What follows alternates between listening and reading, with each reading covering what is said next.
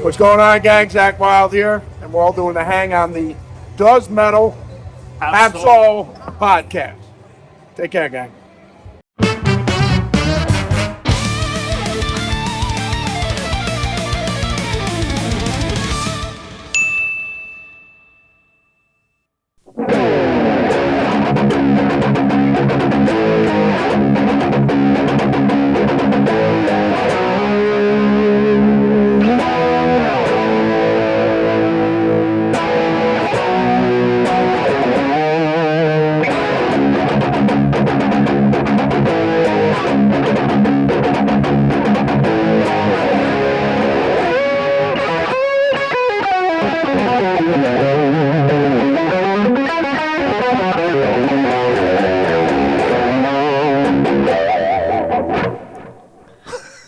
Hello, everybody, and welcome back to ridiculous way to begin anything. I know, another episode of the Does Metal Have Soul podcast. I am one of your hosts, Mr. Levi Clay, and I am here with my phallic assistant. Phallic? Yeah, well, you said that your hat looks like a penis. It does look a little bit like a penis today.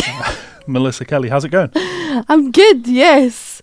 So are we going to talk about that? Yeah, let's. As I have the camera up. Oh, you nearly took me out. So we went to see Zakk Sabbath. We did. As you saw from the intro, we got to hang out with Zakk. Mm-hmm. He smelled of patchouli and mint. He smelled delicious. He played this guitar all night. Well, not all night. He played this guitar during the set, and we got to go home with it because that was part of our VIP experience. And there's actually, have I lost it? It's better not. I lost it. It's still there. There's a Zakk Wild hair still attached to the guitar. We have the technology to clone Zakk Wild.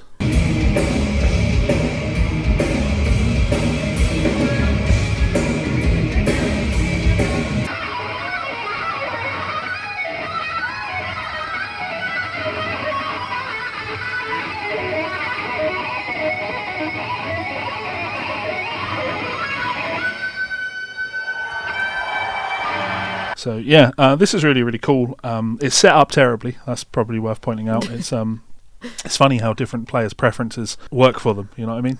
Well, one of the strings is buzzing.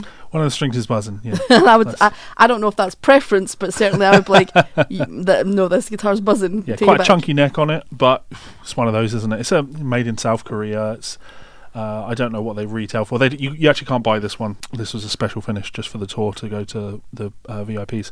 I quite like the shape. This is the Barbarian, which is like SG inspired, but there's a couple of extra little points on it. If I spin it around, it's got a purple back on it, which is purple cool. rain. Sorry. Yeah. How was your experience of the night? What did you think?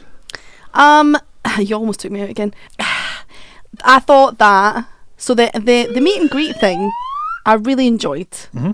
I thought it was really lovely. It was really nice to meet Zakk. He's very down to earth and quite sweet. The band were very quiet, but still, again, very down to earth and nice. I'm sure, everyone's paying for VIP, so they're quite aware of that. But we've been to VIP stuff before where you don't even get to talk to any of the band. It's like, the fuck is this? This isn't VIP. So there was at least an attempt to be like, come and meet the band, come and say hello, let's get photographs, let's chat. So that bit I really enjoyed. The support was that band. I'll put the name of the band below. Lowen. Yeah, they were okay. No, they weren't. It was okay. It wasn't the best. They had a really nice idea, which is to blend some Eastern sounding vocals in with metal. And as an idea, that's really cool. But unfortunately, they took that one idea and then did nothing else. So she just wails the same stuff over everything, and it's like, no, you can do that and make a cool feature out of that, but it can't be the pie filling, if you like. It has to be the icing on top. Sure. Well, I mean, when she came out, she was in like full garb. She looked amazing. She had these really cool spiky things on the end of her fingers, and I was like, oh, we're in for it now. This looks like it's going to be fabulous. And whilst I think she looked fabulous, and the beginning felt good, but the problem was she was singing like maybe a tone above her passaggio, and then she just stayed there. Yeah. She sang within and I'm not exaggerating, she sang within the same 4 notes. Yeah. For almost the entirety, and I was like, really? Highlights were her bringing out that sacrificial knife, and she had an axe at one point. Oh, and also, I probably said this to him, we obviously meet people when we go on gigs. Yes. But I got to meet a real fluffy metalhead in the wild. Most metalheads are fluffy. No, but he was really fluffy. There was a guy on the left-hand side of me, Levi was on this side, his name was David, and he was very, very sweet. And I just decided to talk to him because I was like, you were talking to that young guy, and I was just like, la la la. He was really sweet, that was nice. Metalheads are nice. Most of the metalheads are nice. I mean, you say that, you got punched in the face at the second. I did. Okay, let's get down to it, shall we? We were on the barrier. It was awful. I couldn't enjoy the show at all. It wasn't... Metalheads need to... It's been a long time since I've gone to a raucous metal gig like that, and metal fans need to have a word with each other about respect for each other. Yeah, I think that, do you know what the issue for me was? Like, 'cause I've never been to a gig like that before. That's all new to me. So I think about right behind me, because there was a mix of Black Sabbath fans, Yes. and Zakk Wylde fans, Yeah. which feels like Black Label Society fans, Yeah. two very similar different. but different demographics. Yeah. So directly behind me, there was an old guy who had a Black Sabbath hat on. I think it was Black Sabbath, and he had his poor wife.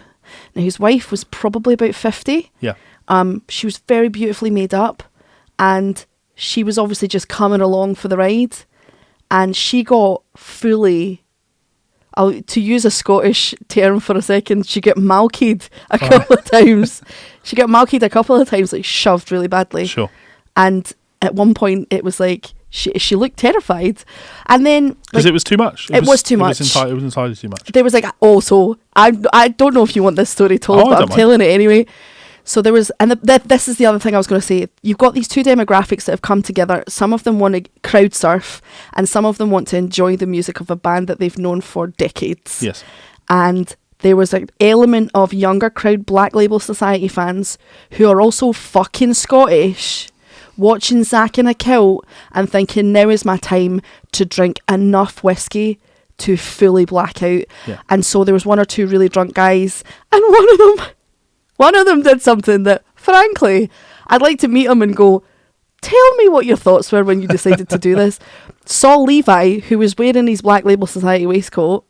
Waistcoat thingy. What's it called? Leather cut. Leather cut. I don't know. I'm not from this It world. technically is a waistcoat, but waistcoat sounds very like a butler wears a waistcoat. Yeah. Part of the gentry. But you were standing there on the barrier, and this fucking man, who was maybe like, I don't know, he was very drunk. He obviously tried to shove Levi off the barrier, and I'm like, props for the brass cojones, but it's not going to work. And you guys had a moment. It was more than a moment.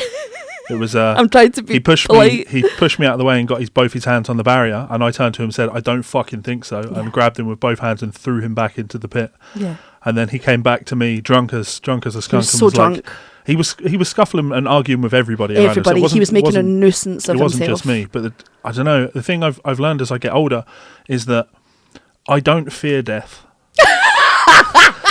Right? So I just looked at this man and I'm like, motherfucker, that we've paid a lot of money for this gig. It was just this was £2,000, right? Yeah. We were there from 5 o'clock. I've been here for 4 hours. I'm here to enjoy the show. Yeah.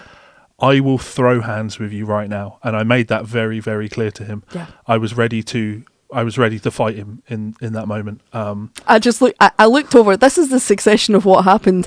I knew something was going down, but I never want to step in because, of course, Levi is a much bigger human than me, and like I mean, whatever. But I looked round just in time to see Levi with his middle finger up in touching this man's nose with his middle finger. Yeah, because he was like, have you got a problem? Do you want to go? And I was like, mate. Literally like that. And then it only gets worse from there because Levi turned back to the barrier because the guy obviously shit his pants and was like, I'm not feeling man enough.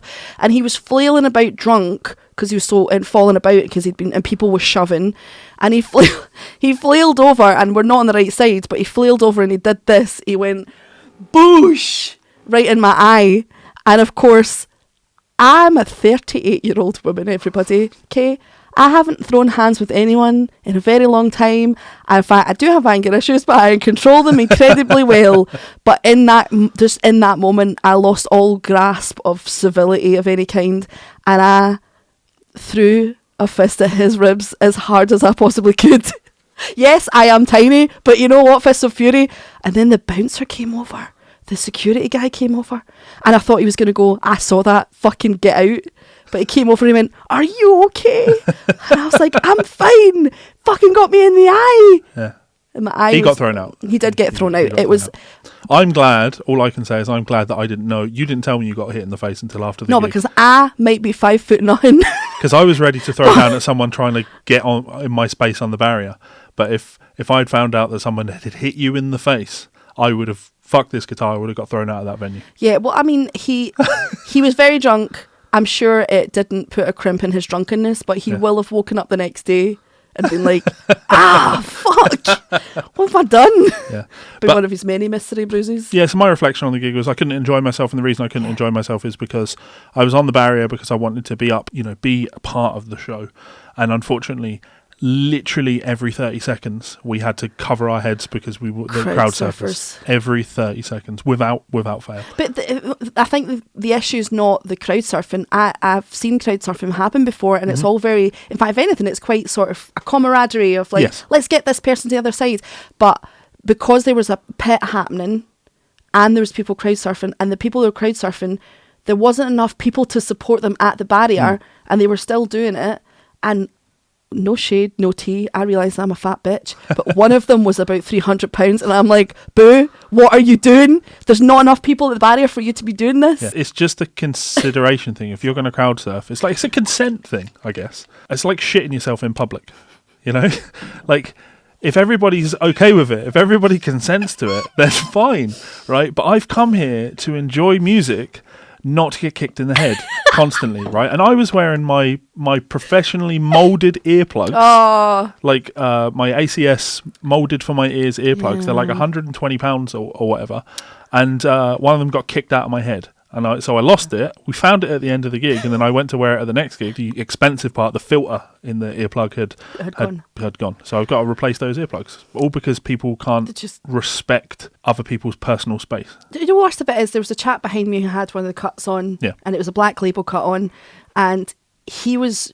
starting the night, and everyone was shoving in it, but it was all very like, not consensual is the wrong word, but he was like getting in amongst it. And then at one point, one of the drunk guys with the long grey hair fully like sort of rounded his elbow, and then that guy fell into me, and I saw it because I saw a crowd person coming, and he's like, oh, I'm really, really sorry, because I think he realised he'd shoved me quite hard against the barrier. And I was like, it's fine, man, it's totally fine. Like, if stuff like that's going to happen, we're at a fucking gig, who cares? But it's the people who are going out of their way to hurt people, to cause fights, drunkenness. And that, the bouncer summed it up perfectly when we were leaving. The security guy, he was like, we were told this was a Zakk Sabbath gig, and that tonight it would be mostly an older crowd who are very compliant. And the security people were sweating with like having to drag people. And I think that I don't care how you want to enjoy your time at a gig. It's exactly how I feel about freedom of expression. Yeah, your right to wave your arms around stops at my face. I want you to go out and enjoy your life. Like, whatever it is, whatever your religious beliefs, political beliefs, I'm like pro-gay marriage, of course, pro-trans, of course. Like, go and live your life. Be whatever it is that you want to be. Do whatever it is that you want to do. But the second that it starts physically impacting me and stopping me doing the things that I want to do, we have a problem. And I just think for that reason, venues need to have an absolutely zero crowd surfing policy. Like, if you crowd surf, by all means, but you're going to get caught by security at the end of it, and you're going to get ejected, because the only people that enjoy crowd surfing are the people crowd surfing. Ain't nobody underneath them pushing along being like, oh, I'm having a fucking great time touching your ass. Well, there was a guy that was crowd surfing at one point, and as he was crowd surfing, he was obviously getting annoyed that he wasn't getting lifted up enough, so he was like punching down as he was crowd surfing. And it's like, I mean, I Charlie horsed him really bad as he was going by, because I was like, oh, we're not having this, mate, not having. But it's just like, what, the mentality is not there. Like, the people were too drunk. And I guess maybe, I mean, I'll never put that onto minimum wage workers, bar staff, security. These people are doing an amazing job, and they have not rewarded enough. But how the fuck are you getting yourself that drunk? 9 o'clock. They went on at 9 o'clock, and you are that miraculous. Jesus Christ. Yeah. So Ooh. the parts of the show that I could watch were cool, but Yeah, I feel like being a Debbie. We're being Debbie Downers. There was parts of it where I was like, only because it was, "Yay!" I was looking forward to the show, and I only got to see half of the show. you looked over at me like at one point towards the end, and you're like, "You okay?" I looked at you constantly and thought, "Are you okay?" Because it's like I've done this before many, many, many times, and this is the first time you've ever done this. I've taken you to metal gigs, like we saw Opeth on the Sunday. Yeah. Opeth's not But that. I think Opeth is just a room full of respectful adults that are there to enjoy music. And there's have a lot of good people time. doing this. Yeah. Yeah, fair enough, but then Pleasant. not to sound like I've been to NAMM, but when you've been smacked in the face before, it's not really. Yeah. Don't get me wrong, it wasn't my. I wouldn't want to do it again. And then the very next day, we got to go and see my friend David DeAndre, who Get over you. was the singer in my band. Old friend from university, one of my closest friends from university. So it's great to see him doing things. He is currently playing guitar. Well, he was on tour with Go West, so we went to see Go West on the Sunday. The most polar opposite gig Yeah, within the space of 48 hours ever. yeah. Because it was everyone. We were probably the youngest people in the room. Yeah, it was good. It was David's playing was good. Yeah. Poor Peter Cox, the singer. But he's 69 years old. I didn't realise he was as old as that. But you could tell he was Good Nick. He was good Nick, but still He was was struggling struggling. with his voice. And to be honest, I made a passing joke that I would never make to a singer to their face because Sure. I know how hard it is. But I did say to Levi, I was like, is this the first night of the tour? Because he's not going to make it to the end of the tour. It was the first night of the tour. Sure. But we didn't know he had a cold and he was struggling and his voice was crapping out. And I felt really bad because I was like, I know how that feels when you're a singer because it's someday you're like, it's not here, guys. I don't know what to tell you. Yeah, It's of just course. not here. Anyway, enough about our lives. What about you? How are you today? Any Metalhead Musings for us? Oh, I've had a strange week with comments on my channel. Yeah. Yeah, I did an Electric Callboy video, and Electric Callboy fans, from what I can tell for the most part, are incredibly respectful of the nonsense that Electric Callboy put out, and they're totally fine with people being like, it's a bit daft. They're completely fine. But there was one or two really snotty ones, and unfortunately when someone's super snotty with me, I can't help but respond like really childishly. And this guy was This guy was really high and mighty, and I was just like, oh, sweet little baby, oh. And he came back. Fucking guitarists. I mean, can you imagine if the roles were reversed? If Levi were talking and I just started going, oh. I love it. I love every second of it. If you're just in the middle of being like, so welcome to Does Metal Have Soul? And I'm like, I get over you. I know I will. Okay. Sorry, it's just I figured that what you were going for there was that I was interrupting you, but it doesn't seem that you're ready with the comment. So I'll just go back to playing a riff.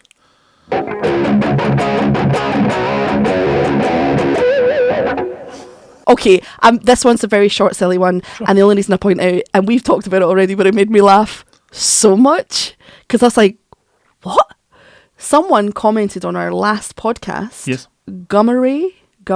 Yeah. Just talking, question mark? No thanks. Have a chat. Enjoy. Like, it's called a podcast. What did you... I mean, I'm sure you're actually being lovely, Gummery, but I was like, we're going to talk. It's going to happen. This one's for Gummery. Oh.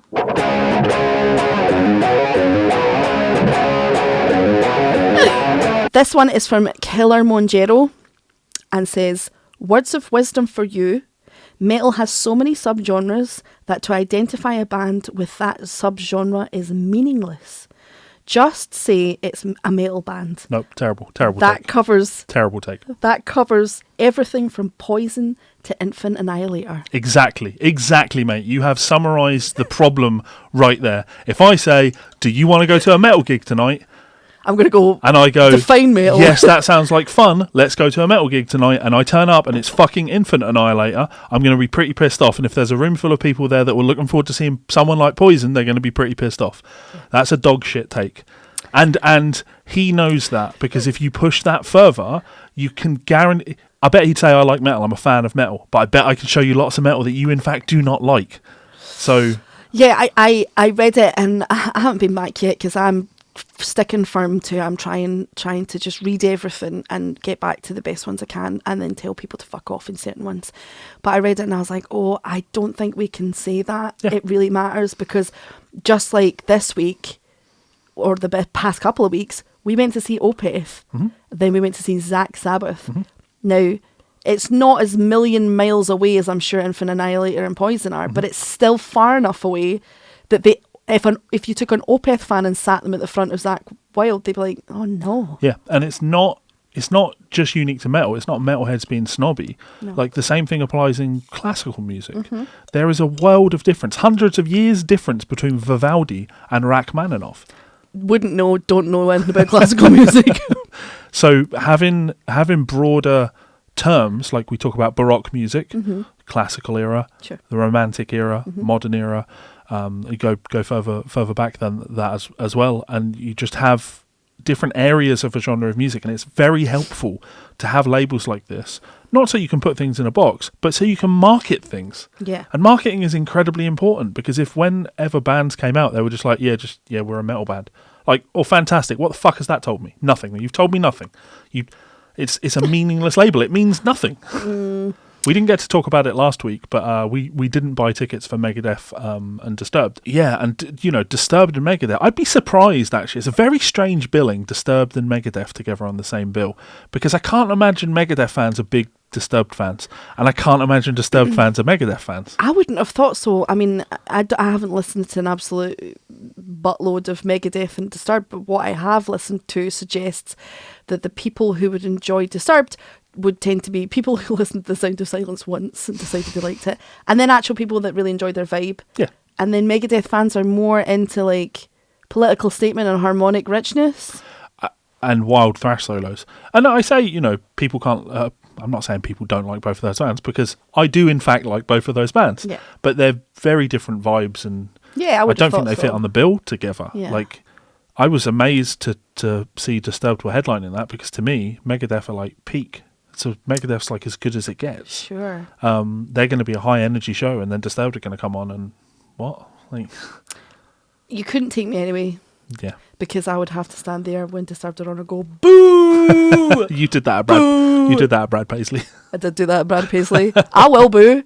Like, I fully endorse the old timey behaviour of booing.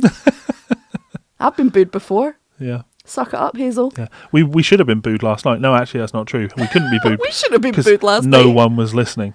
Oh, last night was a fucking nightmare. It was. Well, I feel like whenever we come on this now, it's like, so we were gigging, it was a shit show. It was a shit show.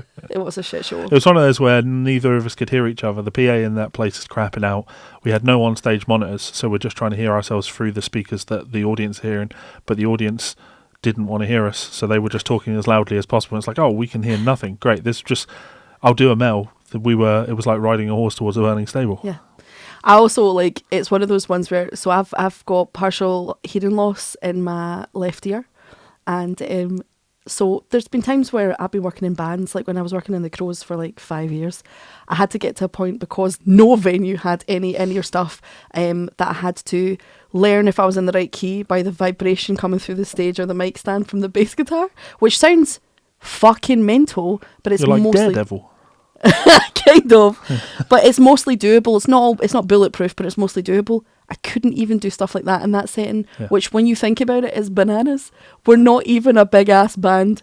We're just in a venue that's very like quiet and laid back, and these people were literally like, weren't even saying words. One Yeah. of them didn't say words. One of them just screamed at one point. Yeah. Maybe we're just old. Maybe between just Zakk. Maybe and- we're just shit. That's not up for question. Yeah. Well, people keep paying us to do what it is that we do, so Listen, I don't even care if we are shit. we're going to keep doing it. Who's going to stop me? You? Maybe. I'll fight you. Okay, do you have any news stories for me? Oh, yeah, I do. I obviously sent you some news stories. I'll start by giving some news. Oh, okay. Brent Hines has left Mastodon. Oh, you motherfucker. Was that one of your gonna news be mine, stories? yeah. Oh, there we go. Nice. Sorry, I didn't mean to call you a motherfucker. I just got very excited that we were Brent synchronicity on Hines that. has left Mastodon. I just went to look for my screenshotted stuff, and it's just Wes Borland.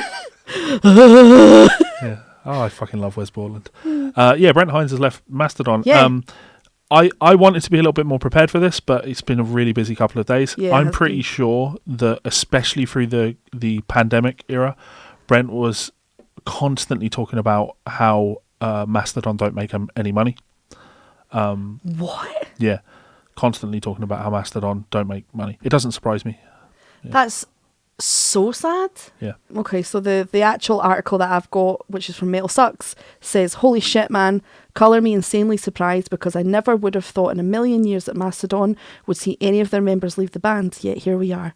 Just minutes ago, Mastodon took to social media to announce the guitarist and vocalist Brent Hines and the band mutually agreed to part ways. Yeah. Now all of the dudes in Mastodon to quit. Hines would have been the last. He famously said that he hated heavy metal and didn't want to be in a metal band, Yeah. and wanted Mastodon to not be so metal." Yeah. Which I didn't know, and I was like, oh wow, okay. In a statement provided by the band, it seems both parties were okay with the situation. Yeah. The statement was, "Friends and fans, after 25 monumental years together, Mastodon and Brent Hines have mutually decided to part ways. We're deeply proud and beyond grateful for the music and history we've shared, and we wish him nothing but success and happiness in the future. We are still very inspired and excited to show up for fans in this next chapter of Mastodon. As we move forward, all 2025 touring plans will remain intact. We look forward to seeing you on the road, Mastodon." So they're looking for a new guitarist. I'll do it. I'll do it. I'm a bit of a basher, but I've got a good attitude. She smiles everywhere she goes. She just bitches about it afterwards. Here's the thing. Being in a band where you slowly start to hate the music is completely understandable. Yeah. Especially something like that guy said. All metal's metal. Subgenres don't exist. Especially in a band that's going in a metal direction that doesn't actually gel with what you want to create. Yeah. And I can imagine that would be a horrible situation to be in. Especially if you're not making any money. I mean, I think he was being hyperbolic, and I think I see. I think his position was more like, we don't make the money that I think we should be making. Oh, so he's a crybaby bitch with a big bank balance. Well, that's the question, isn't it? We don't know how big the bank balance is. I'm watching you, Brent. You know, if he's making 50 grand a year and he's complaining, then maybe fair play. If he's making 250 grand a year and is saying we just don't make any money, then yeah, all right, cry baby bitch. But I always loved Brent Hines. I think he has a cool vibe to his playing. He is a very not metal guitar player in a metal band, and that's always been really cool to me. So. Yeah, I mean, I've only done 2 Mastodon tracks on the channel, and I enjoyed them both. I'm not wild about the way they mix their tracks, but in general, I thought the songs were really good, and the music videos that went with them were actually really great as well. Yeah. So that's a real shame. High Road in particular, banging music video. Yeah. I like Motherload as well. I think it was High Road I did, actually. It was quite a while ago. All right, what else you got for me? Okay, hold on to your hats, kids, because Ghosts have unveiled the new Papa V Perpetua Badass Look, detailed new album Skeletor, and streamed sanitized. Nope, satanized. Which is funny because as a metal band Ghost are about as sanitized as it comes. Fuck you! I fucking love Ghost. I I'm know you sorry. I was unsure if I wanted to actually come out the closet and tell people, but the closet is made of glass. Well, you know, there's no such thing as subgenres. Subgenres are stupid, so you should just come out as a Ghost fan. It is a rock band. It is a rock band. It's not a metal band. I know I'm not the person who should be sitting here to go, it's not real metal. I'm not being like that. You know what I mean? But it's actually interesting that you say that, because I think that your opinion is definitely valued because you don't have a horse in the race. Some people say that's not real metal, and the reason they say things like that is because they're trying to protect the thing that they love. Mm-hmm. But you're not actually trying to do that. You're trying to understand and categorize things. Yeah. And I don't think they are, but that's not... I think what they're trying to do is very reminiscent of Alice Cooper and stuff like that. Yes. And I respect it. I can hear it in their music, and I think it should be music that's celebrated, and I think their music's good. Also, there's no such thing as subgenres in metal. That's just stupid. Also, did you know there's only one type of spider? Did you know? Only one. I love that you were always in your brain cooking that up, and then you thought, I know, spiders. Oh no, I've got lots of these. They're just going to keep coming over the podcast. Go give me another keep one. Highlighting. No. Okay.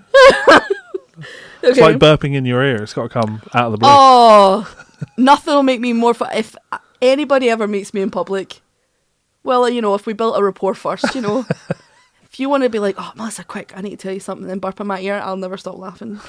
I'll never stop laughing. Can I tell you a secret? Yeah.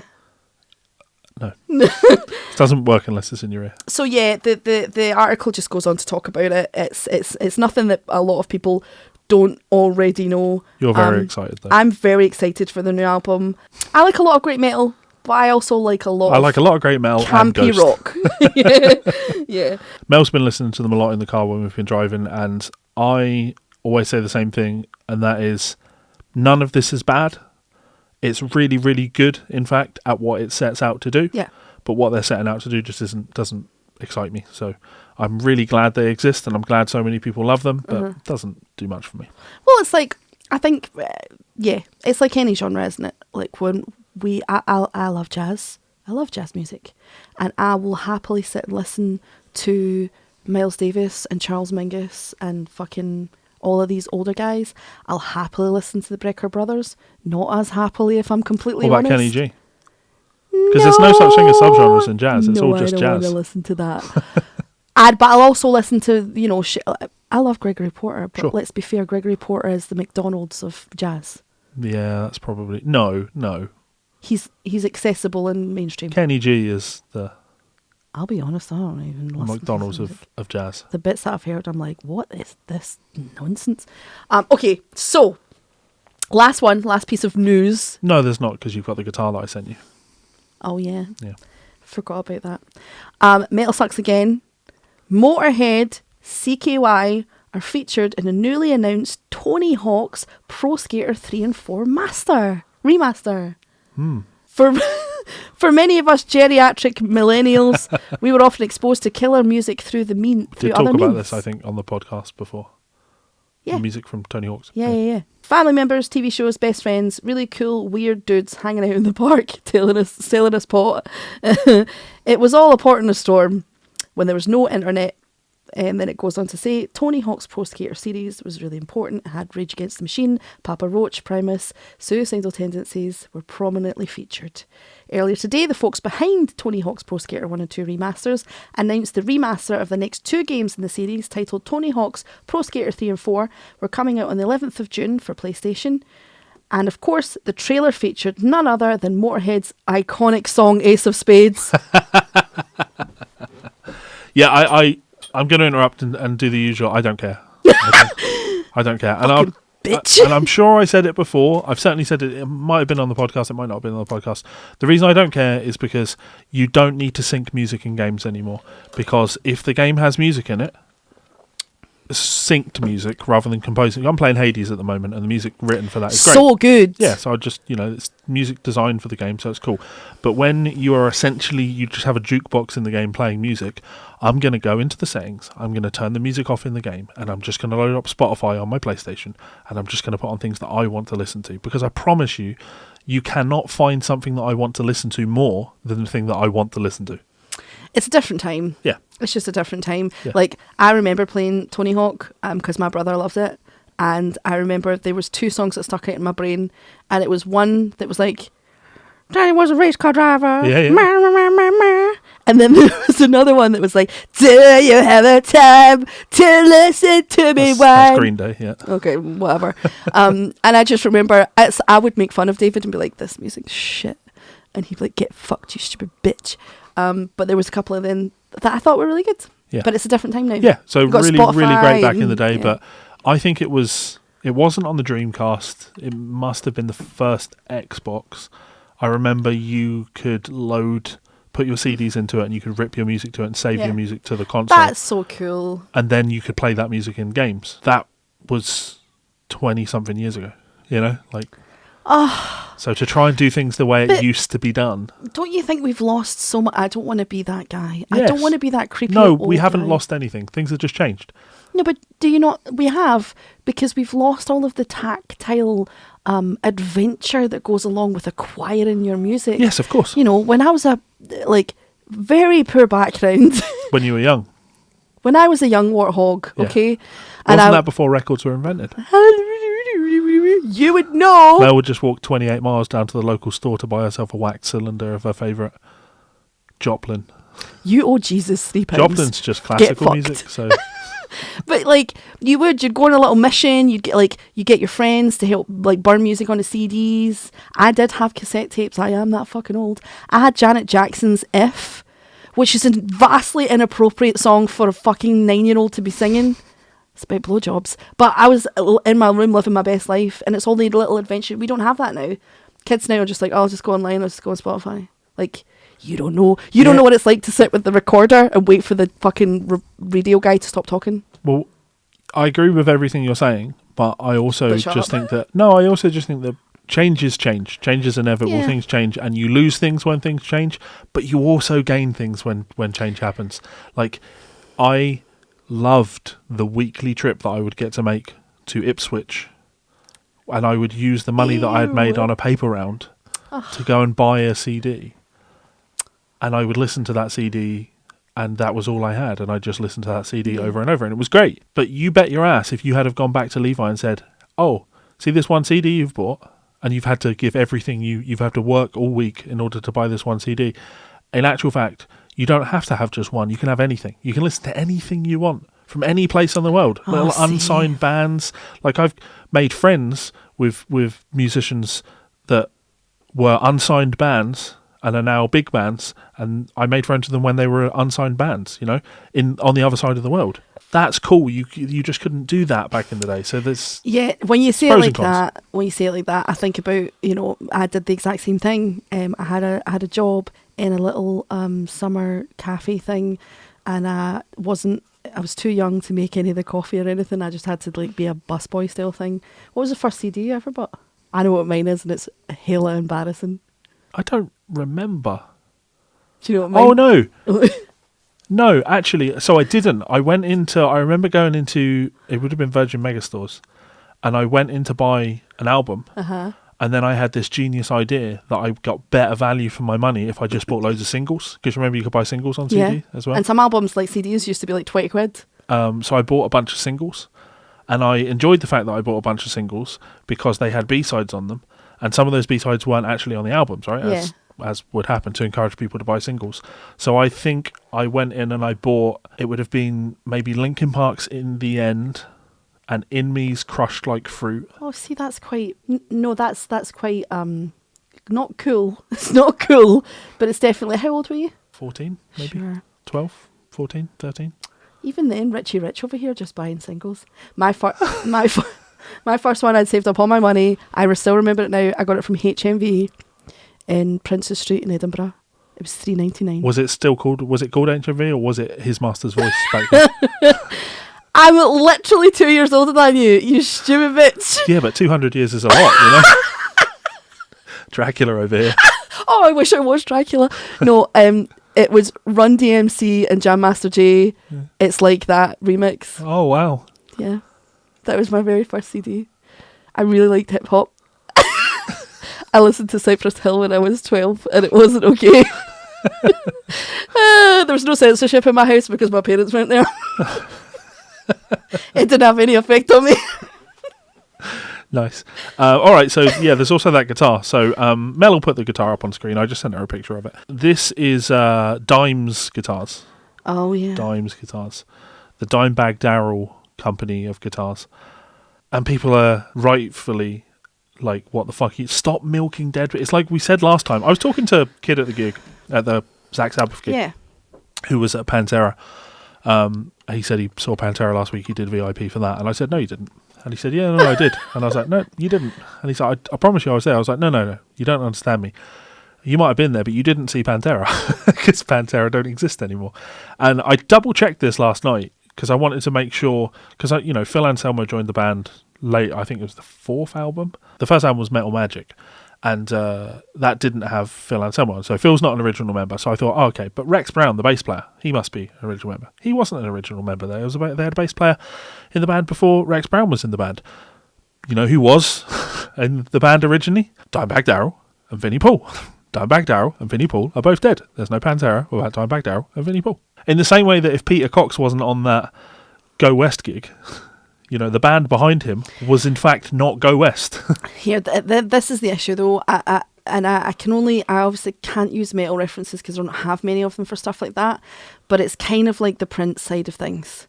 When Prince died, like we all know Prince has got a vault in fucking Prince land where there's just tons of unreleased music that will probably be released periodically because Prince wanted them to be. But they released an album, and it's not an album. They released a recording of Prince on a giant soundstage, and it was clear that Prince was just recording a session where he was fucking about.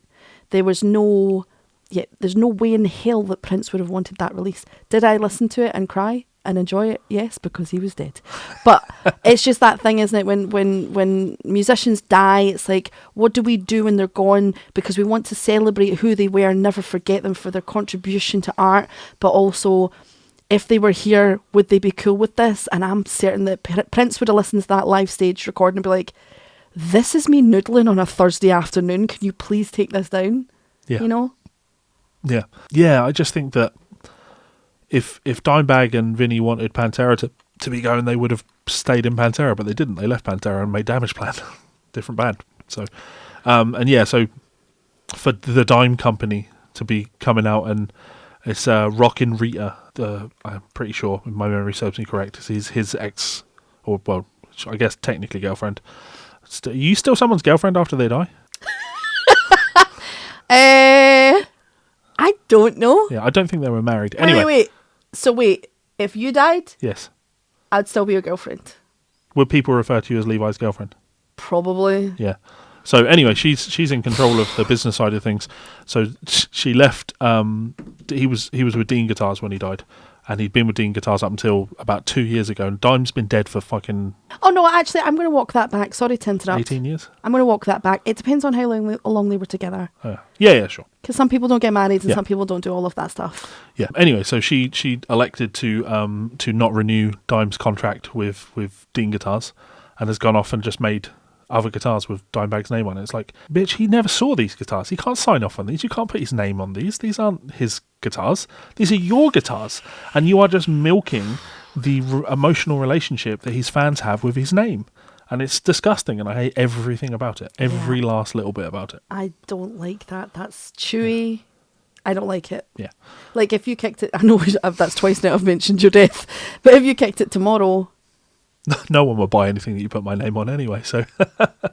we can't even get people to... No, but your books still exist. Sure. You better believe I wouldn't be like looking through your computer and be like, oh, he's just written a paragraph here. That's another Levi Clay book we can pump out. In fact, I would take most of the things you own and liquidate them so that I could fire you into the sun. That's what I want.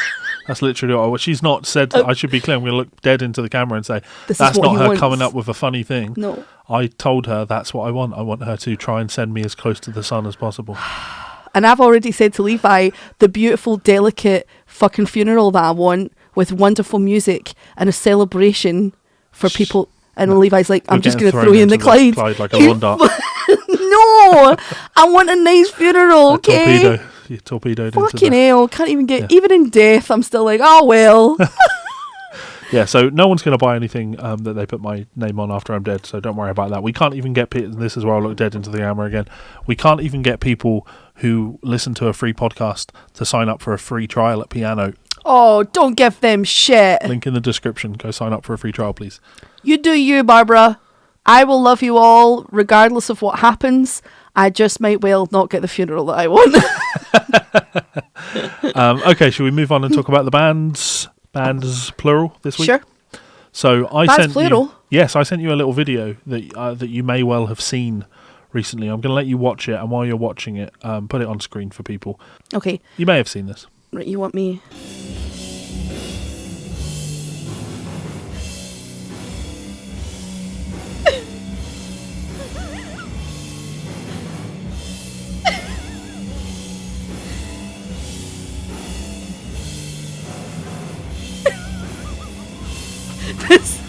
You like that? This is me having a panic attack in public.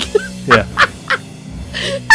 So this is Bobby Liebling and he's gone viral because of that video where he looks like he's just woken up from a 50-year LSD trip. You know what I mean? He's having flashbacks. He's like, shit, I'm 70 years old and I'm on stage. How did I get here? This is me and Morrison's been like, all you have to do is get the shopping bitch and then you can go home. Having a panic attack. Yeah, so Bobby is from the band Pentagram, and I thought it would be cool to talk about the band Pentagram. Pentagram? Yeah, so the plan was, of course, to talk Rainbow this week, and we will be doing that. We're absolutely going to be doing that. But I don't think Rainbow's career isn't as long as Judas Priest's, so I didn't feel like devoting a whole episode to it. And then I saw that video and I was like, oh, you know what? It might be interesting to talk about that, because Pentagram as a band were formed in 1971. Sure. And they are one of the pioneers of the doom metal sound. And now I know you're thinking, what are you talking about, Levi? There's no such thing as subgenres in music. Oh God, that's dumb. You've rattled his cage. He's gonna. Do you know he's gonna sit up like fucking Frankenstein in bed tonight at 3:00 in the morning and be like, but you know, as I was saying, yeah. But it's interesting because we're gonna talk about Pentagram, who do metal sound, and then also talk about Rainbow, who are not the same thing as Pentagram, because subgenre is really, really helpful. Doom metal, it feels to me like, it's taking and running with the Sabbath thing. Okay. Whereas Rainbow are taking and running with the Deep Purple thing. And it's like, I keep thinking how it'd be really interesting to get you as like a side task after each episode to maintain like a timeline of metal things so you could see where bands appear and like how long their careers go for. But it would be equally interesting to do like a family tree of metal where you see things branching off into other bands and influences and genres and how Are you how giving those me an things happen. arts project? Because I love that side of things. I actually remember when we were in the jazz bar in Edinburgh. We were waiting for you to go on the jazz bar, and they had a big poster on the wall of like history of jazz acts, and but it was presented like a family tree, and you could see how different things spun off into different things. And like you go so far down one branch that it feels like you're not related to things on another branch of the tree. Yeah. But if you go far back enough, you come to mutual relatives, if you like. So Pentagram, very, very different to Rainbow. But I thought they were worth talking about because I think lots of people have seen that video of Bobby Liebling, and maybe put some on screen. The memes, there's so many memes of that video. Oh. They're all very, very funny. But I just think that thing happens and people assume one of two things. Well, they don't assume. They either don't look any further into it, or they assume this is just some old guy that's joined a metal band. Or somebody making fun. Yeah. Like a Spinal Tap. Don't even get me started on Spinal Tap. Fucking comedy genius. We're going to carry on with the format that we did last week. I'm going to read Wikipedia and we will stop when they mention tracks and we will listen to some tracks just to give you a vibe of what they're on about. So just as a basic rundown, they formed in 1971. They were together till 77, reformed in 78 to 79, reformed in 83 to 2005, and then reformed in 2008 to present. So they are still going, hence that video. Pentagram is an American doom metal band from Alexandria, Virginia. They are noted as one of the pioneers of heavy metal, particularly of the subgenre doom metal. As such, they are considered one of the big four of doom metal alongside Candlemass, Saint Vitius, and Trouble. So I know Candlemass, I don't know the other two bands, because doom metal's not my thing. I have no idea. Yeah. So while active in the underground music scene in the 1970s, Pentagram produced several demos and rehearsal tapes. However, their first full-length album release, Relentless, was not released until 1985. So this is why I wasn't all that interested in talking about them, when we were talking about Sabbath, because they didn't release until 85. But they certainly, were on the scene. People knew who they were. Sure. New lineup with the only original member being the vocalist Bobby Liebling, who, of course, is the guy who... Crazy-looking panic attack guy. Yeah. So in 71, Bobby Liebling and Jeff... Well, actually, let's just jump to the 80s. In 1985, the band released their first studio album featuring death row material and the lineup of Liebling on vocals, Griffin on guitar, Swanee on bass and Rose on drums. Initially self-titled, the album was often referred to as Relentless, due to it being renamed when it was reissued by Peaceville Records in 1993. The record's obscure lyrical themes helped Pentagram's reputation as a classic doom metal style band. After recording their second album, Day of Reckoning, the band folded. So let's go and check out that first album. Okay. So this is Sign of the Wolf. Fabulous.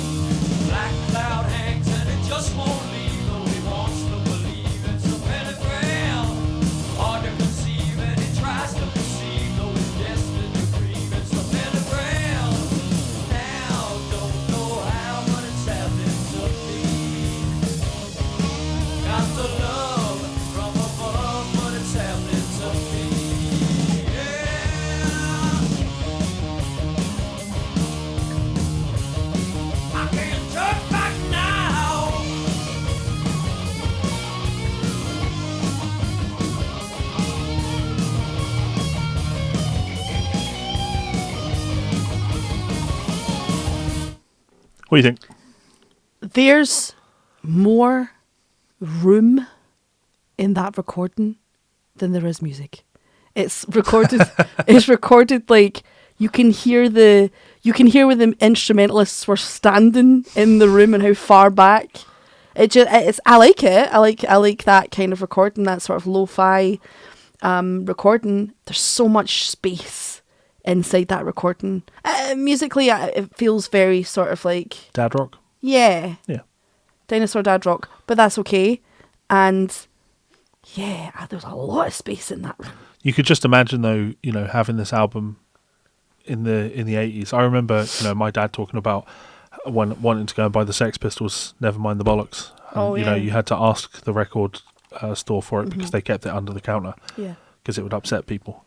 This album's called Pentagram. It's got a big old pentagram on the front of it. Yeah. This is something you would have hidden from your parents. Love that. Be as pornographic as possible. Yeah. There's some kids out there listening to this and their parents are like, oh my God, I just wish they'd listened to Kiss instead. I thought Kiss were a problem. I listened to Pentagram. I want every a child to listen to Paul Stanley.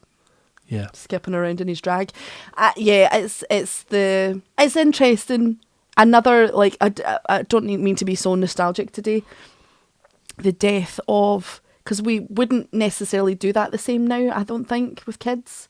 Like, or at least not kids, but teenagers. I'm sure there were 16-year-olds who were like, I need to hide this Pentagram album from my parents. Whereas, unless you're in a religious family, nowadays people are like, who fucking cares? Because shit like that's just shoved down your throat all the time.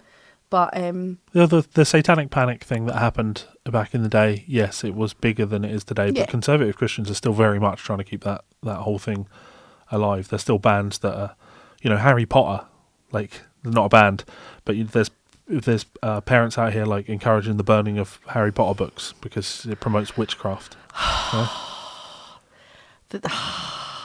know. The layers of stupidity in that, I can't even begin. I know. I can't fathom the idea of trying to stop people from reading a book because you're so devoted to a book that you literally haven't read.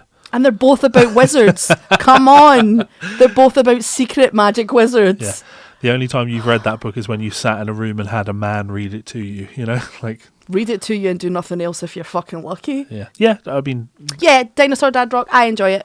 Yeah, it's got that sludgier sound to it. The doom metal thing is like, it's quite upbeat. It's that was upbeat, but it's, I don't know, I guess to me it's like if I put on one of their newer tunes. Newer tunes? Yeah, because they're still active, right? Oh yeah, 2008 till present. They put out an album this year. God bless them. Yeah. So if let's have a listen to Lady Heroin. Where's that? Oh, there. Yeah, let's do Lady Heroin. You picked it. Here you go.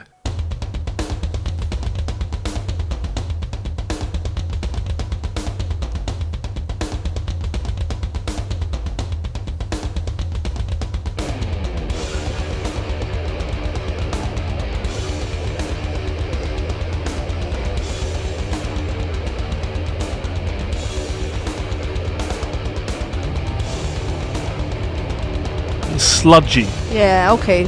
I see.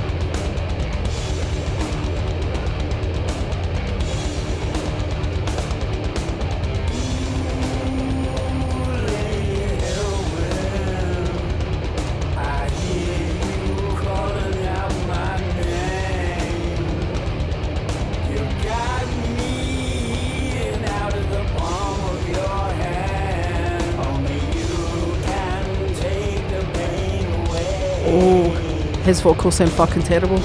Yeah. Whew. But, of course, before everyone gets excited about Liebling, let's briefly talk about his arrest. I saw yeah. something, then I was like, ugh. April 2017, the band announced it would play several East Coast dates without Liebling as a trio. Griffin on vocals, Julian Campbell. Singer was arrested and arraigned on charges of first-degree assault and vulnerable adult abuse with physical injury. In October that year, Liebling pleaded guilty to abuse and neglect of a vulnerable adult custodian and was sentenced to 18 months at the Montgomery County Detention Center. Jesus. Yeah. Jesus Christ. Yeah. I'm not entirely sure what that means, you know what I mean? It First-degree sounds assault, vulnerable. very serious. Well, there's no mention of sexual assault, but who knows? As a mercy, Jesus. Well, that's all you can hope for with rockers, isn't Fucking hell. it? I saw Ronnie Radke coming out this week and, you know, trying to get people to turn on Anthony Kiedis. Like, we all know Anthony Kiedis is a pedo, or was a pedo. No, had sex with underage people. So that's not an opinion. That's a fact that he's stated in his own books. In his books. Yeah. In his books, he's literally writing it down and going, "Hey, everybody, I'm a paedophile. Yes. How about them apples?" Yes, but Ronnie Radke trying to turn people against him is like, motherfucker, like, you don't have a squeaky clean record yourself, sir, and drawing attention to someone else being a shithead is not going to divert it away from the fact that you're a shithead. Absolutely, and it's also like, just pack it in. Like, we all understand as human beings that paedophilia is wrong, and for you to come out here and be like, well, that's like completely unacceptable, man. It's like, duh, you dumb bitch. Yeah. Nobody's sitting there going, well, hang on just a second there. Okay, let's talk about Rainbow. Yay! So Rainbow, also known as Ritchie Blackmore's Rainbow or Blackmore's Rainbow, are a British rock band formed in Hartford in 1975 by Ritchie Blackmore. Established in the aftermath of Blackmore's first departure from Deep Purple, they originally featured 4 members of the American rock band Elf, including their singer, Ronnie James Dio. But after their self-titled debut album, Blackmore fired these members except Dio. Damn! Yeah. Recruiting drummer Cozy Powell, bassist Jimmy Bain, and keyboardist Tony Carey. This lineup recorded the band's second album, Rising, 1976, while Long Live Rock and Roll in 78 saw Bob Daisley and David Stone replace Bain and Carey, respectively. Long Live Rock and Roll was also the last album with Dio before he left to join Black Sabbath in 1979. Rainbow's early work primarily used mystical lyrics with a hard rock heavy metal style. They went into a more pop rock orientated direction following Dio's departure from the group. In 79, Blackmore and Powell revamped the group, recruiting 3 new members: Graham Bonnet, great vocalist, keyboardist Don Airy, and another then former Deep Purple member, Roger Glover. But not Glenn Hughes. Not Glenn Hughes. I remembered. This lineup gave the band their commercial breakthrough with the single Since You've Been Gone, which I'm sure you know that tune. No? Okay, well, we're gonna check it out. I'm not sure. I maybe do. I'm not good sometimes with remembering names. Yeah, let's talk about the formation. So, in 1973, Blackmore steered Deep Purple through a significant personnel change, with Ian Gillan and Roger Glover being replaced by David Coverdale and Glenn Hughes. Yes. However, the new members were keen to add their own musical influences to the band's sound, some of which were not to Blackmore's taste. During the sessions for the 1974 album Stormbringer, Blackmore found his request to record the Steve Hammond-penned Black Sheep in the Family turned down by the band. On the subsequent tour, Deep Purple was supported by American band Elf, with Blackmore being especially impressed by the singer Ronnie James Dio. Still wishing to put his interpretation on Black Sheep of the Family to record, he decided to record the song as a single, accompanied by 4 members of Elf: bassist Craig Gruber, drummer Gary Driscoll, and keyboardist Mickey Lee Soul. Sessions went so well that a full album began to take shape, with Blackmore and Dio collaborating on original songs. The album, Ritchie Blackmore's Rainbow, was recorded between February and March of 75. The band name was inspired by the Rainbow Bar and Grill in West Hollywood. I did not know that. Yeah. Style was partly inspired by classical music, since Blackmore had started playing cello to help him construct interesting chord progressions. What? Yeah, he's Blackmore's a weirdo. Yeah, you'll see as time goes on. Okay. And Dio's lyrics reflected medieval themes and imagery. Dio possessed a powerful and versatile vocal range that encompassed hard rock and lighter ballads. Blackmore commented that when he heard Dio sing, I felt shivers down my spine. Although Dio never played a musical instrument on any Rainbow album, he is credited with writing and arranging the music with Blackmore in addition to writing all the lyrics. Blackmore and Dio also found a common ground in their sense of humour. The band said that the singer was my opportunity to show my wares. Again, I thank Richie for all of the time. Richie Blackmore is the one who gave me the opportunity to show what I was worth. Following the positive experience of recording with Dio, Blackmore decided to leave Deep Purple, playing his last show with them in Paris in April 1975. The album met a positive critical reception, was a top 20 UK and 30 US hit. Blackmore's departure from Deep Purple was announced on the 21st of June. You want to go and check out some of the record? Yeah. I want to listen to Dio doing that part that he does at the start of the Tenacious D movie. I'm kidding. Sort of. So we have to check out Man on the Silver Mountain, which was the opening track. We'll check out 3 tracks on the album: Man on the Silver Mountain, Catch the Rainbow, and Temple of the King. Okay, so this is Man on the Silver Mountain. Okay.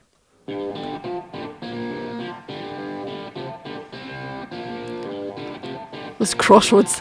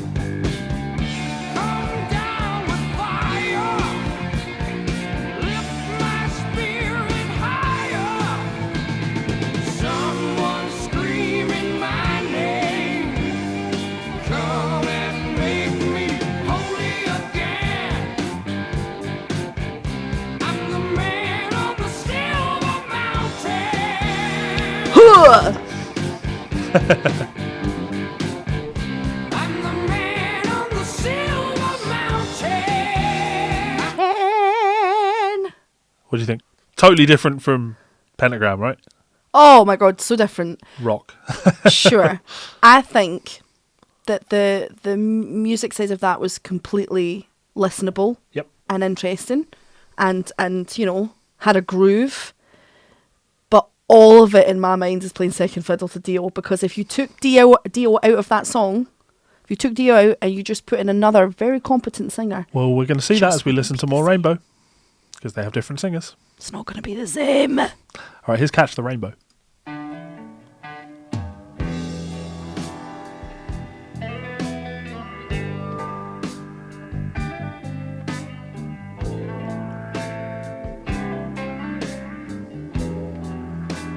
This is fucking Stairway to Heaven.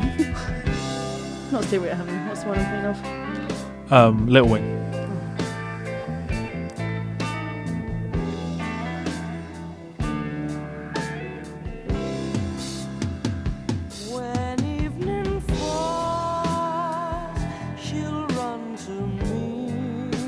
Who are his vocal influences?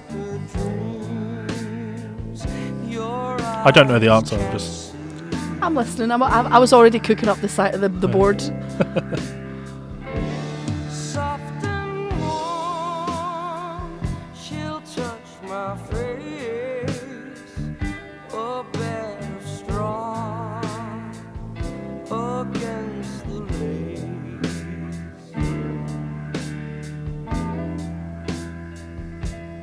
We believe we'd catch the rainbow, ride the way to the sun, sail away. Yeah. He just gets such a great tone. Any soul music in there? I feel like I want to say Teddy Pendergrass. Because, you know, there's no such thing as metal and rock and soul. There's no such thing as genres. It's just music.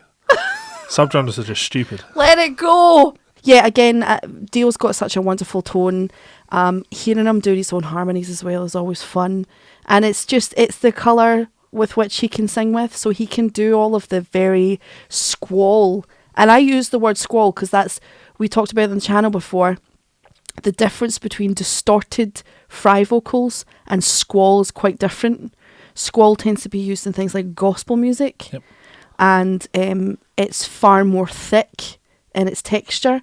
And when I hear Dio doing, Holy Diver and shit like that, I hear squall. I don't hear the fry that we've come to associate with metal and things like that. And it's just so wonderful. I hear a little bit of Teddy Pendergrass when he's singing, but I'll listen to more and I'll probably think of... Okay, this is The Temple of the King.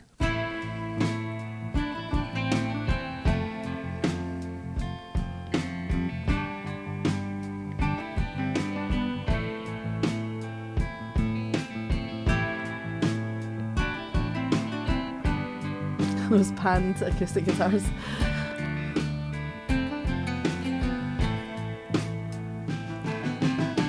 One day in the year of the fox came a time remembered well, when the strong young man of the rising sun heard the tolling of the great black bell. One day in the year of the fox, when the bell began to ring, meant the time had come for one to go to the temple of the king. There in the middle of the circle he stands, searching, seeking. With just one touch of his trembling hand, the answer will be found. Daylight waits while the old man sings, heaven, help me. And then like the rush of 1,000 wings, it shines upon the one, and the day had just begun.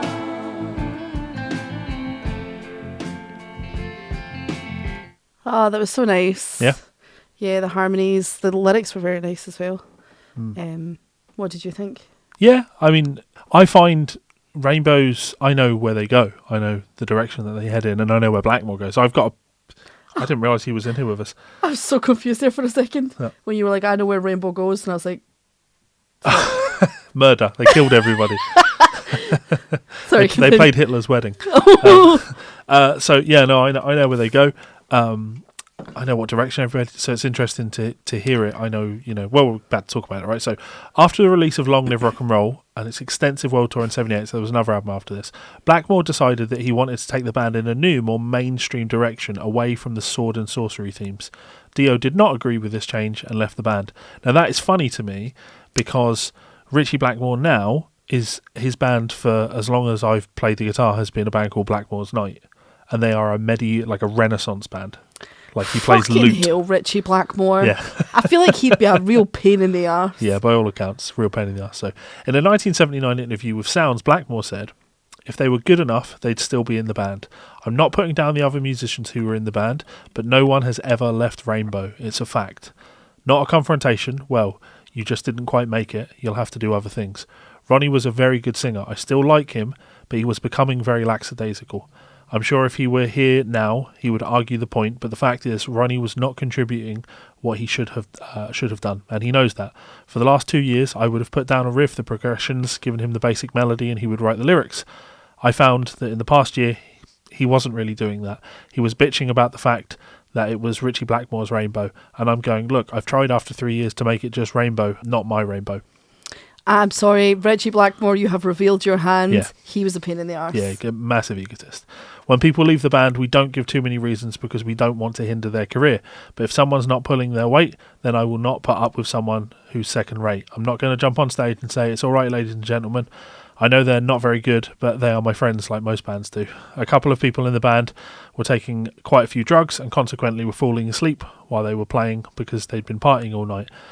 I gave them the sack. It's incredible how those people react. They say, "How dare he do that to me?"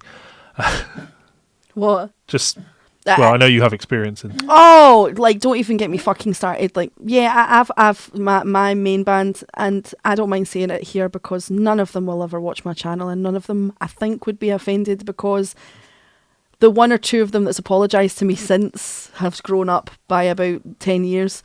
But yeah, the drugs and band, I don't, for me, Drugs don't make you a better musician. No, they do not. They do not. They just make you think you're a better musician. They musician. make you think. They don't make you a better songwriter. I had a lot of issues with people in my band taking drugs, dropping drugs on stage, turning up drunk, high, late, all the rest of it, and then wanting to ask for later down the line cuts for songwriting PRS on things that they deserve PPL, and I fucking should be happy for it.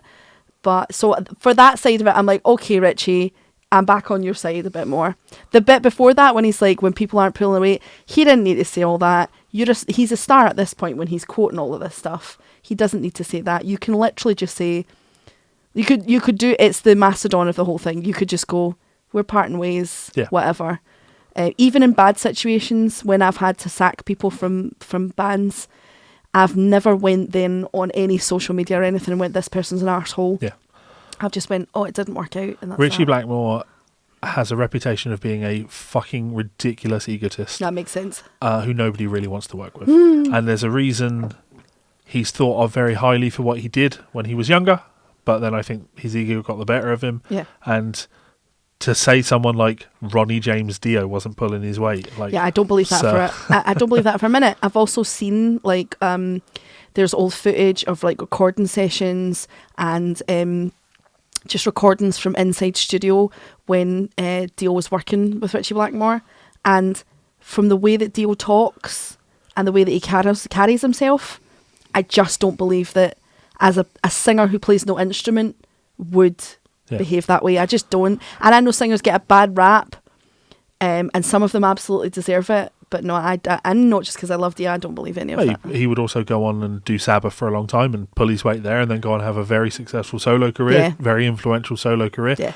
where he pulled his weight. So yeah, Richie Blackmore. Fuck you, Richie Blackmore. Anyway, so 78 to 84, Blackmore asked Ian Gillan, also formerly of Deep Purple, to replace Dio, but Gillan turned him down. I wonder why. You know what I mean? Like, you've badmouthed. Like, it's professionalism. No one's ever quit Rainbow. It's like this motherfucker had experience of you and wouldn't join your band. He didn't get a chance to quit because he wouldn't even join. There's literally, and you guys will all know it who are watching. If you're doing professional music in any capacity, if you're good at your instrument and you turn up and you're respectful of everyone, you will always get hired over someone who's more talented than you, who's a pain in the arse, because nobody wants to work with a pain in the arse. Yeah. So after a series of auditions, Graham Bonnet, former singer of and guitarist of the Marbles, was recruited. Powell stayed, Daisley was fired, Stone quit the band to be replaced by Powell's former bandmate Don Airy.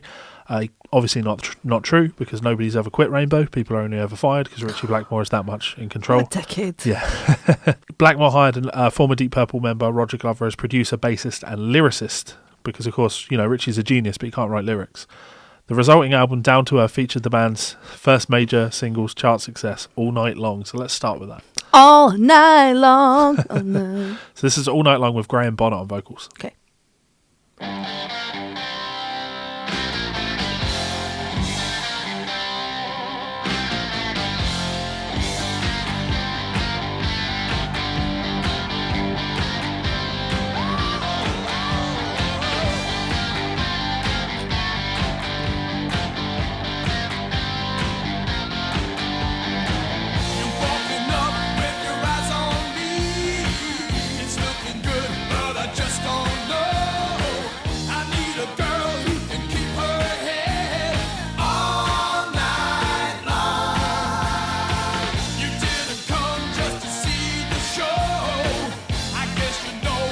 Sounds like Kiss. I nearly started singing Kiss at the start of it.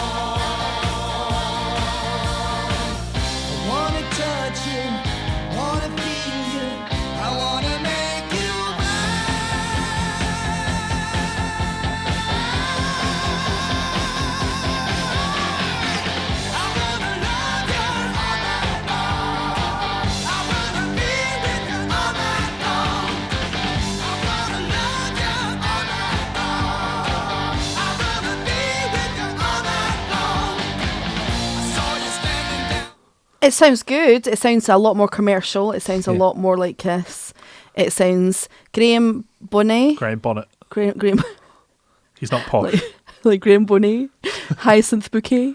he sounds like a great vocalist.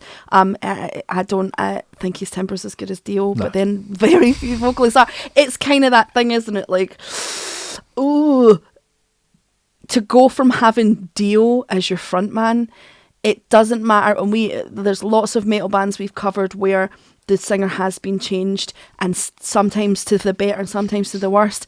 But Dio is one of those ones where it's like, fuck me, no matter how good you are, that's such huge shoes to fill. Yeah.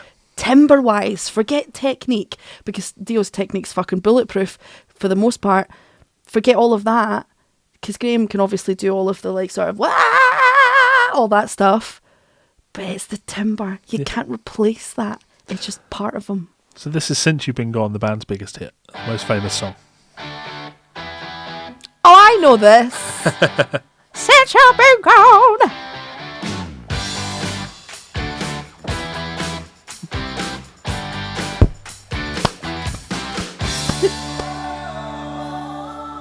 Is this still Graham Bunny?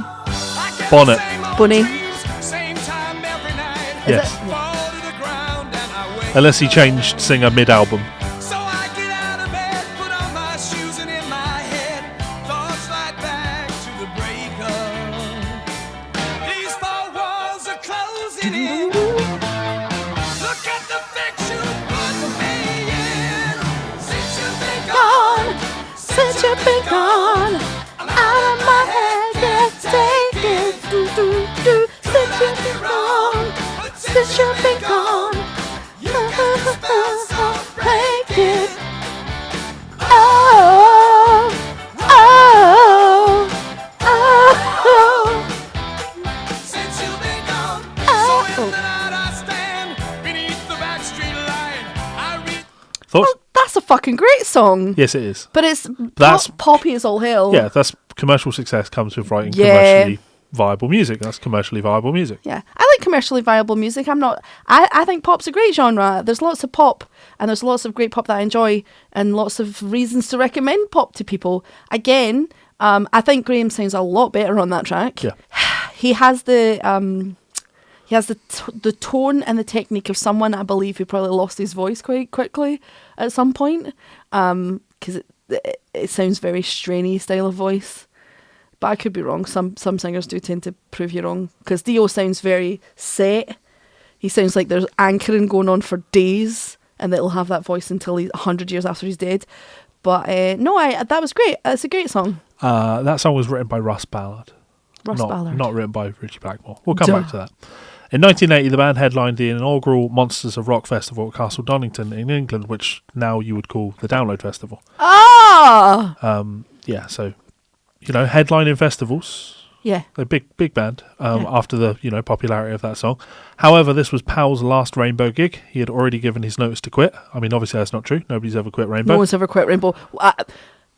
That's going to be our new thing. Yeah, no one's ever quit No one's Rainbow. ever quit Rainbow. Yeah, just like there's no music genres. Disliking Blackmore's increasingly pop rock direction, then, after numerous falls out with Blackmore, Bonnet resigned to pursue a solo career. Monsieur Bonnet. I know. Again, you're in not the biggest band in the world, they weren't the biggest band in the world, but they headlined a huge festival. Sure. And you just had a huge hit single, and you decide to leave the band to go and pursue a solo career. Richie Blackmore was a fucking nightmare. Yeah. It's written all over this history. Yeah. For the next album, Bonnet and Le Powell, Bonnet. were replaced by Americans Joe Lynn Turner and Bobby Rondelli, respectively. The title track, From Difficult to Cure, was a version of Beethoven's Ninth Symphony. Oh, we get Because it. Richie You Blackmore know was a classical pretentious music. wanker. The album spawned their most successful UK single, I Surrender, Never heard another ballad song. Okay. So, are you spotting where the talent is? Yeah, yeah. Let's listen to I Surrender.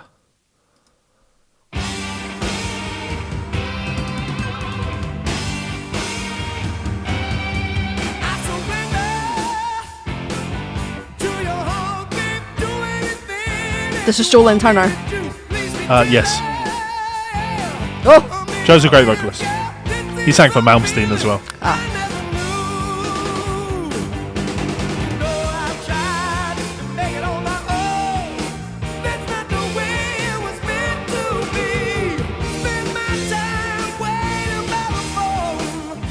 Oh, darling.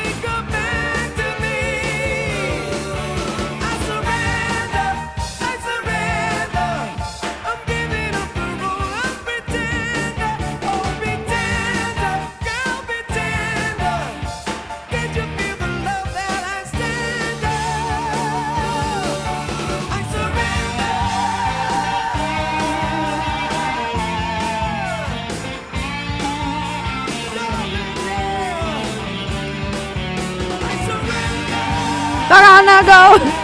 Walk out the door now, 'cause you're not welcome anymore.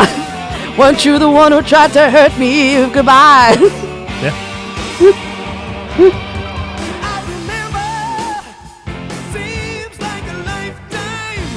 Now, I know I'm kind of doing all these songs no justice because you should listen to a whole song, you know, bridges, guitar solos, things like that. Sure. But I'm trying to give Mel a taster of these bands rather than like we'll be listening to these songs during the week in more depth, and things that she likes she'll put on the playlist so you guys can, you know, listen. And I listen to the playlist as well. And also, like, this sounds terrible as someone with a songwriting master's who cares about art. I can usually tell within the first 20 seconds if I like a song. As with most people, I will say Jolene Turner is kicking the arse out of that voice. That's fantastic. What a great vocalist. Yeah, Jolene Turner's That's definitely a couple of steps up from Graham Boney, Monsieur Boney. No shadies. He is great. But you know. Yeah. The band attained significant airplay on the album-orientated rock radio stations in the US with tracks like Jealous Lover reaching number 13 on the Billboard magazine chart. So would we like to listen to Jealous Lover? Sure.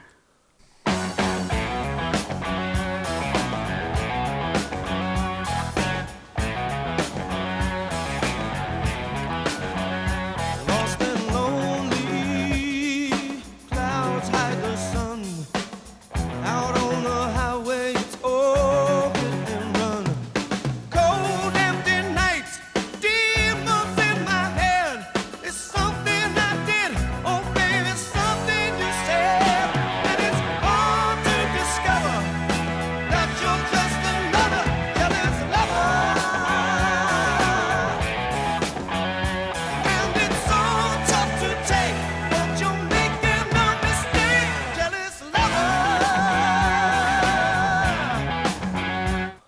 Yeah, Jolene Turner's a fucking fabulous vocalist. Really, really great. Wonderful tone. Do we know who wrote Jealous Lover? No. Okay. Jolene Turner and Richie Blackmore. Yeah. Yeah. I am of the opinion, and now this is just my opinion, I realise the people who might have come over from Levi's channel to watch the podcast are guitarists and have probably had some bad experiences with singers, and I understand and see you, and I'm sorry that happened.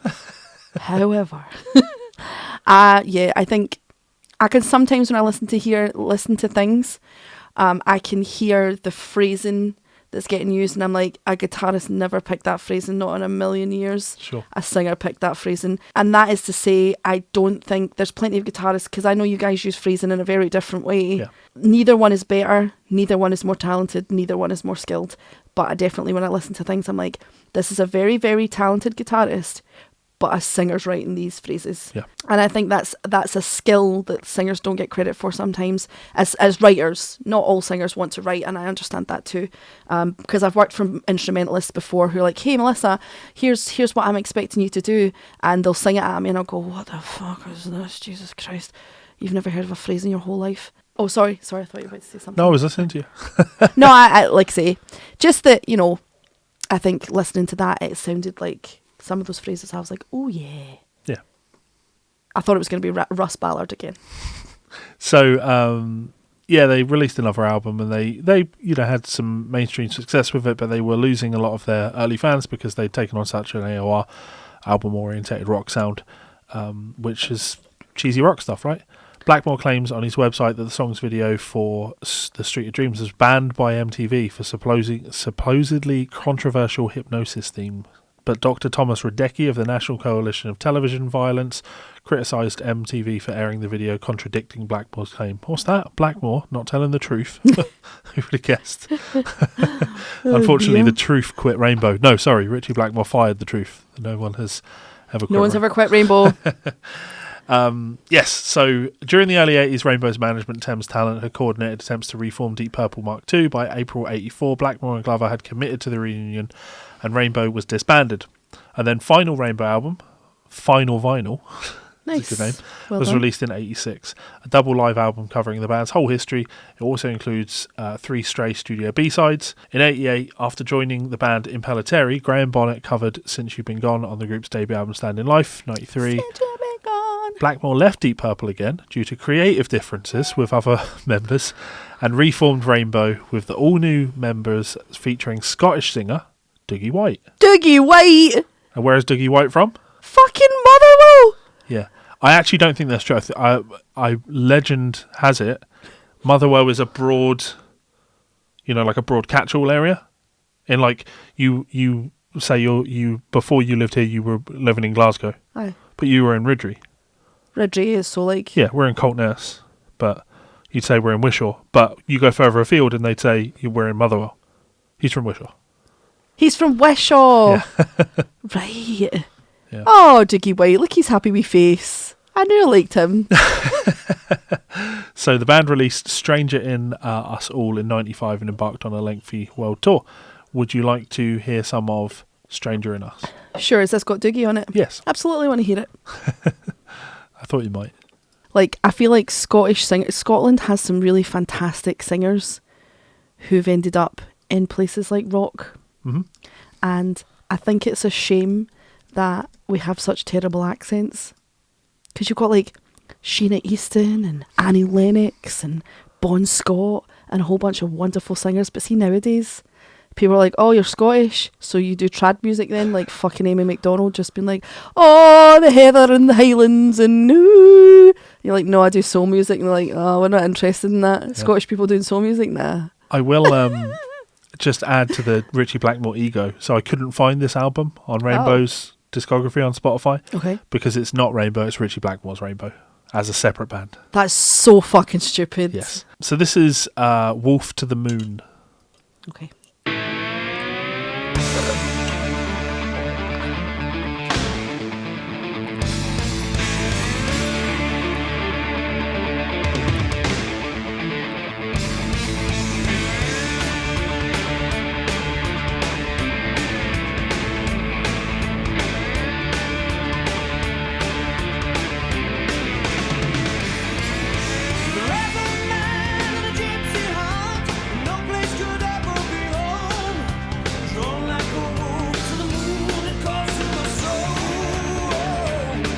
Whoa!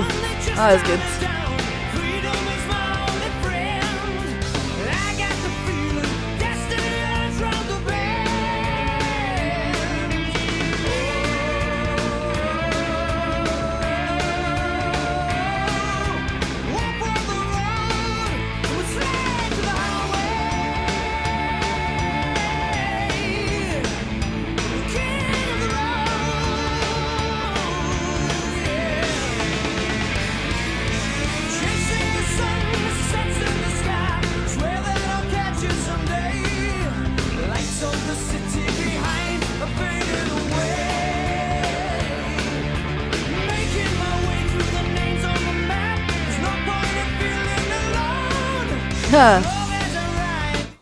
Thoughts? Ah, Dougie White.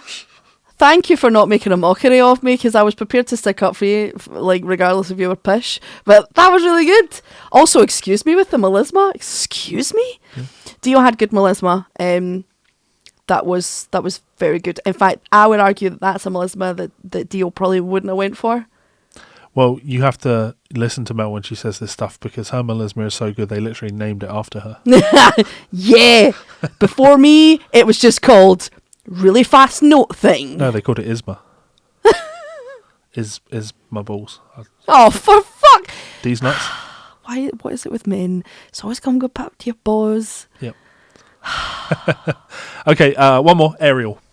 So this is the most popular tune from the record. And this definitely has a metal vibe to it. This, you know what I mean? Because it's the drums, isn't it? You have like really aggressive drums and it feels metal. But the riff, it's not chordal, it's single note riff type things, which always feels metally to me. When I hear this, to me this just sounds like Malmsteen with bad guitar tone. Boo! And there's probably a good reason for that, because, see, all of these singers, they'd all go and be in Malmsteen's band. Can I just say something? Another egomaniac who ran his band like Richie Blackmore did. I don't know if we've ever discussed this. Go on. My brother was a huge Yngwie Malmsteen fan. Okay. And he had a lot of his albums. Right.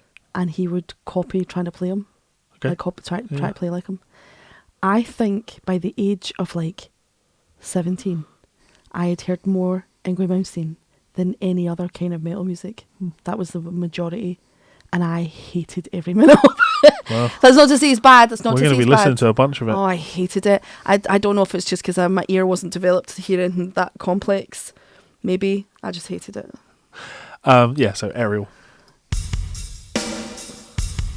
Pain a whisper. Enough reverb on those kick drums.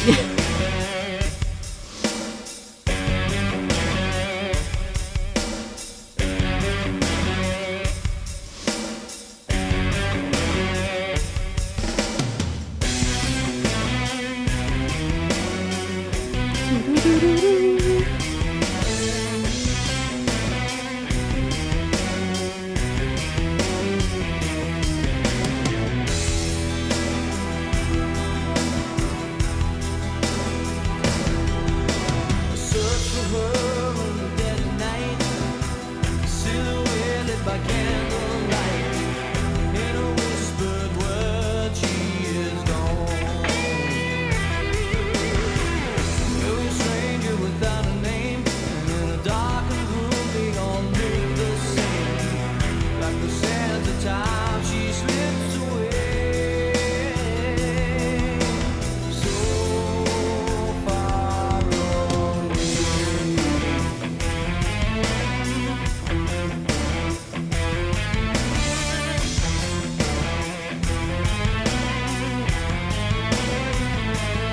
In the mirror you can see her face.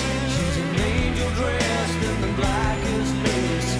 A simple wine and the game can begin. Thoughts? I think that sounded closer to what Dio was doing vocally, but musically with all that ba da da da da, Yeah. da da da da da da da da, it feels shoehorned in. Mhm. It doesn't feel like a natural progression to be in there. Does that make sense? I know what you mean, but I don't agree. Okay. I think your assessment is correct based on the limited pool that we've listened to. But if you heard more of the Rainbow stuff, That's you'd fair. hear more stuff. Sure, like, okay, like that's that in fair. it. Yeah, It's so- okay. That one I didn't like so much. Dougie was doing a great job. Of course he was. He is a great singer. Yeah. So now, just to end the show, we have to mention Blackmore's Night because, of course, Richie would go on and form Blackmore's Night, of course, with his wife singing. Who they've painted to look like Stevie Nicks in this Yeah. fucking header. She is currently in Rainbow as well because Rainbow are still technically So- an active band. Just to be clear, one of the singers that Richie Blackmore can get to work with him is his wife. Yes.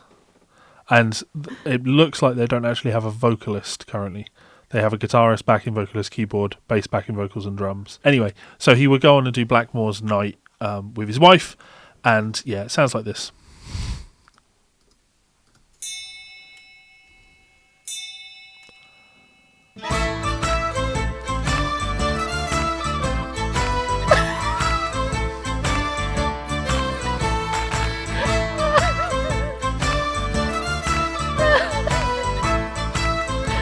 I will remind you, he got rid of Ronnie James Dio because he didn't like the swords and sorcery thing.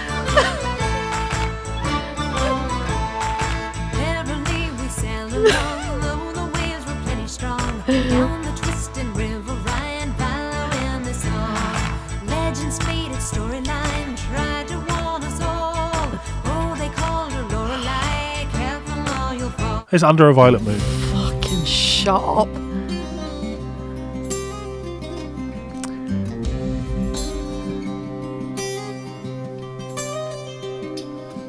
Dancing to the feel of the drum. This world behind. I fucking hate this. Fucking No, you've got to do that again, but whilst the music isn't playing. How do you feel about this? I fucking hate this. I fucking hate this. I'm not there's trad music exists in England. Yeah. I'm quite certain of it. You know we don't live in England, right? No, that's not what I'm about to yeah. say. And I'm also not saying that if you've got to be Scottish or Irish to do good trad music, but you've got to be Scottish or Irish to do good trad music. Fucking hell. That's the kind of shit they play at fucking summer fairs in Devon, and they're just like, oh, with rich cultural fuck off. And it's also just like the little finger symbols and I'm down the road to see the thing and the mysterious woods that I live in with fairies in it. Shut the fuck up. Yeah. Shut up. Yeah, Richie Blackmore's done some amazing things. He's done some amazing work with Deep Purple. He did some amazing work with Rainbow. I just find it incredibly tragic, the things that a man will do if he's getting his dick sucked. Mary,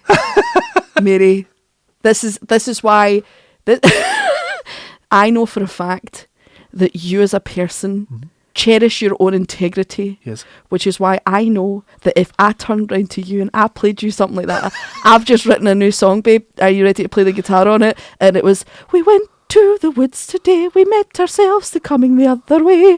You'd be like, what the fuck is this? Yeah. You'd be like, babe, you're having an episode. Yeah. I'm going to book you in to see a therapist. Yeah. You wouldn't just blindly follow me and go, okay, well, I enjoy getting laid. Because you better believe, if you also came to me and went, babe, I want you to sing on my new album, the new Hellcat Molly album, I'd be like, interesting. Pitch to me, and you played something like that, I'd be like, love your hair, hope you win. I'm not involved. No, I'll. It will always be true. Is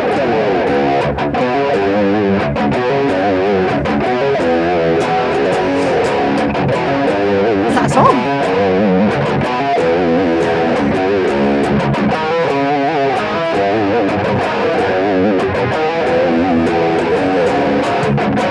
And then I'll be like, ah! That is a Hellcat song. Is it? Yeah. I didn't know. That feels like a good way to end the podcast, don't you think? Yeah. Because you've not listened to this, and we can actually play this in the podcast. Who was it that did the vocals on this again? David. Was it David? Yeah. Who you just met. Sometimes, for the sake of everyone's feelings and not stepping on toes, sometimes I forget details. You can put some of the video in. Sure.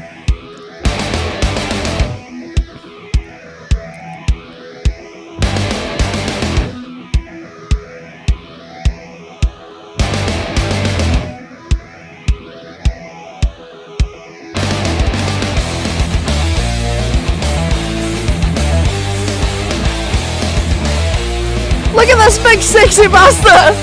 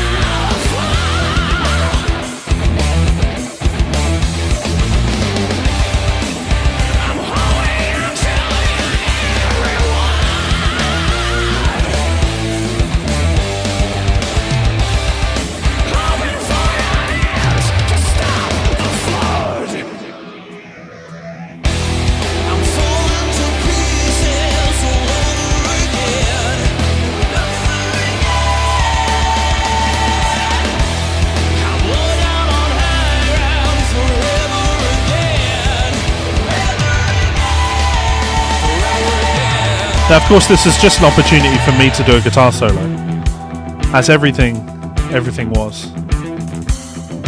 Which is why the music video is just me on my channel. This is the first video that got uploaded to my channel. Oh, really?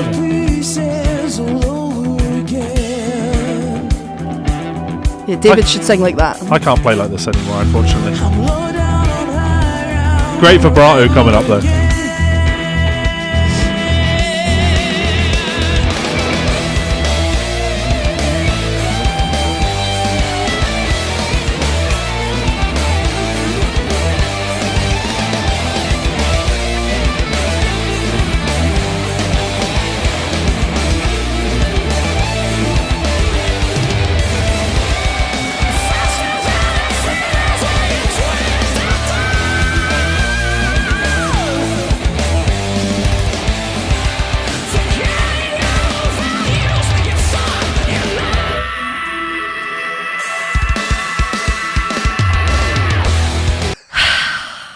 It's a really good song. No, it's not. It is. It's a good song. Well, you're also talking to a fucking songwriting masters who's going to find balance within everything she says, because art's important. I do think it's a good song. There's a lot to recommend it. Does it help that you look like a big sexy bastard in it? Yes, sexy motherfucker. But also the mix is wrong, and How? the vocals are too far back. The whole thing's too loud. Yeah, and But that was the thing back then. Everything. listen, I got to be support loud. it.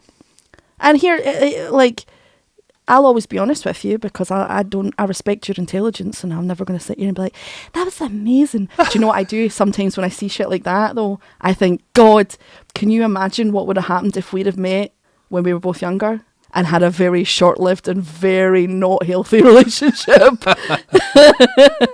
My anger issues could never. Yeah. Thankfully, I never turned out to be a Richie Blackmore, firing people left, right, and centre. So, I mean, I did fire a lot of people. yeah. Anyway, what do you guys think? Let us know in that comment section below. Thank you very much for tuning in. We hope you've enjoyed yourself. Yes, as always, links in the description for the playlist that you can listen to. I also just put stuff in there that's like my music. I got a very lovely email. I forgot to mention that. I got a very lovely email from Ashan. I think I've said that right, Ashan. I'm so sorry if I've said it wrong. Who shared some of their music with me, but also they've been very complimentary about some of my music that they enjoyed. I know there's not going to be stuff in there for everybody that, you know, you want to enjoy. But yeah, it was really lovely. So don't forget to send me messages. And if you have your own music, I will always want to hear it. You say that now, but you know when you wake up and you got 100 emails of people being like, "Can you check out my new song?" Nobody's going to do that to me. Nobody's going to do that to me, because what I'm actually asking for is vulnerability. But when they do that, you know what you'll say back to them? What? Until next time. Suck a bag of Richards!